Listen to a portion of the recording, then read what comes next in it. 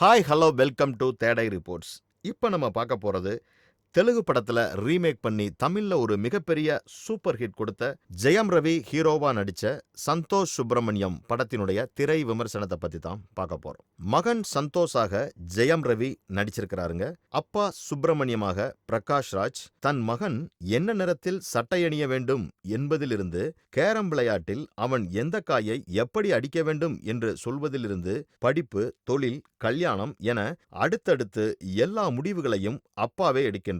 மகனுக்கு நல்லது செய்வதாக அப்பா நினைக்கின்றார். ஆனால் சின்ன சின்ன மகிழ்ச்சிகளை இழந்துவிட்டு வேண்டா வெறுப்பாக மகன் ஒத்துழைக்கின்றான். தன் வாழ்வில் தொழில், திருமணம் என்ற 2 விஷயத்தில் மட்டுமாவது தன் விருப்பப்படி நடக்க வேண்டும் என்று மகன் நினைக்கின்றான். ஆனால் அப்பா மகனுக்கு அவர் விருப்பப்படி ஒரு பெண்ணை நிச்சயம் செய்து விடுகின்றார். இந்நிலையில்தான் மகன் ஹாசினி என்ற பெண்ணை சந்திக்கின்றான். தவறுதலாக ஒரு முறை முட்டினால் மறுமுறையும் முட்டிக்கொள்ள வேண்டும், இல்லாவிட்டால் தலையில் கொம்பு முளைக்கும் என்று நம்பும் விளையாட்டு பெண் அவள். அவளினுடைய குறும்பு, கள்ளம், கபடம் இல்லாத அன்பும் வெள்ளச் சிரிப்பும் மகனை கவர்கின்றது. இருவருக்கும் இடையே காதல் மலர்கிறது.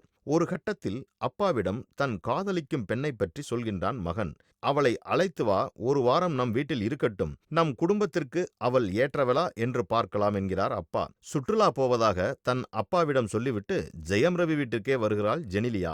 அங்கு தங்கும் ஒரு வாரத்தில் அந்த வீட்டார் அனைவரினுடைய மனதிலும் இடம் பிடிக்கின்றாள். ஆனால் தொடரக்கூடிய சம்பவங்களால் அவளாகவே அந்த வீட்டை விட்டு போகின்றாள். பிறகு காதலர்கள் எப்படி இணைந்தார்கள் என்பதே படத்தினுடைய மீதி கதையாக அமைந்துள்ளது. இத்திரைப்படத்தில் ஜெனிலியாவினுடைய நடிப்பு மிக மிக அற்புதமாக அமைந்துள்ளது. வசீகர அழகு, வாய் நிறைய சிரிப்பு, துருதுரு பேச்சு, சுட்டித்தனம், அப்பாவியான பார்வை, கொஞ்சம் தமிழ் என்று ஒரு மான்குட்டி போல படமெங்கும் செய்யும் மாயம் அவர் மிகவும் சிலிர்க்க வைக்கின்றது. யார் கை நீட்டினாலும் அவர்களினுடைய தோளுக்கு தாவும் குழந்தை போல எல்லோரையுமே ஒன்றாகவே அவர் பார்ப்பது மிகவும் அருமை. தேநீர் கடைக்காரர், பானிபூரி விற்பவர், ஐஸ்கிரீம் விற்பவர் என எல்லோரையுமே நட்புடன் பெயர் சொல்லி அழைப்பது மிகவும் அழகு. மகிழ்ச்சியை மட்டுமில்லாமல் சோகம், குழப்பம், கவலை என எல்லா உணர்வுகளையுமே மிக சிறப்பாக வெளிப்படுத்தியிருக்கிறார் ஜெனிலியா. இந்த படத்திற்காக அவருக்கு பல விருதுகள் கிடைப்பது உறுதி. அனைத்து பாத்திரங்களையும் ஜெனிலியா தூக்கி சாப்பிட்டு விட்டார் என்றே சொல்ல முடியும். என்றாலும் அவருக்கு அடுத்தபடியாக ஜெயம் ரவி தன் பங்கை நன்கு நிறைவேற்றியுள்ளார். அப்பாவினுடைய வற்புறுத்தலுக்காக தன் ஆசைகளை விட்டுக் கொடுக்கும் ஒவ்வொரு காட்சியிலும் மின்னும் மிளக்காக ஒளிர்கின்றார் ஜெயம் ரவி. பிரகாஷ் ராஜ், சாயாஜி ஷிண்டே, கீதா, MS பாஸ்கர், சந்தானம், பிரேம்ஜி உள்ளிட்ட நண்பர்கள் என அனைவருமே குறைவில்லாமல் நடித்துள்ளார்கள்.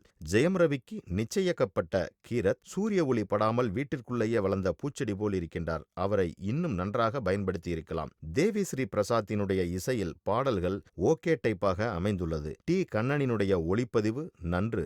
MS பாஸ்கர் ஆசிரியராக படத்தில் நடித்துள்ளார். இன்னும் எவ்வளவு காலத்திற்கு இப்படிப்பட்ட ஆசிரியர்கள் இருப்பார்களோ, அதுவும் அப்துல் கலாம் போல் அவர் வேடம் உண்டது மிக மிக அற்புதமாக உள்ளது. ரீமேக் எனப்படும் மறு உருவாக்கத்திற்கான கதைகளை அதிகமாக இயக்கி வெற்றி பெற்றவர் ராஜா. ஜெயம், குமரன் சன் ஆஃப் மகாலட்சுமி, உனக்கும் எனக்கும் என 3 வெற்றி படங்களை எடுத்த அவருக்கு 4வது படமும் வெற்றி படமாகவே அமைந்துள்ளது. 7வது நாள் முடிவில் ஜெனிலியா பற்றி முடிவெடுக்க ஜெயம் ரவி வீட்டார் கூடியிருக்கின்றார்கள். பிரகாஷ் ராஜும் ஜெயம் ரவியும் தங்கள் கருத்தை முதலில் பேச முயல்கிறார்கள். அப்போது ஜெனிலியாவை முதலில் பேச வைத்தது இயக்குனரினுடைய முதிர்ச்சிக்கு மிகவும் சான்று. இந்த படத்தில் இறுதி காட்சி மிகவும் சிறப்பாக அமைந்துள்ளது. பாஸ்கரினுடைய கதைக்கு திரைக்கதை, வசனம் எழுதி இயக்கியுள்ளார் ராஜா. இதே வசனத்துடன் ஒரு பாடலும் உள்ளது. சந்தோஷ் சுப்பிரமணியம் என்ற தலைப்பிலே தமிழாக இல்லாத பொழுது துணை வாசகத்திலேயே தமிழில் எப்படி எதிர்பார்ப்பது?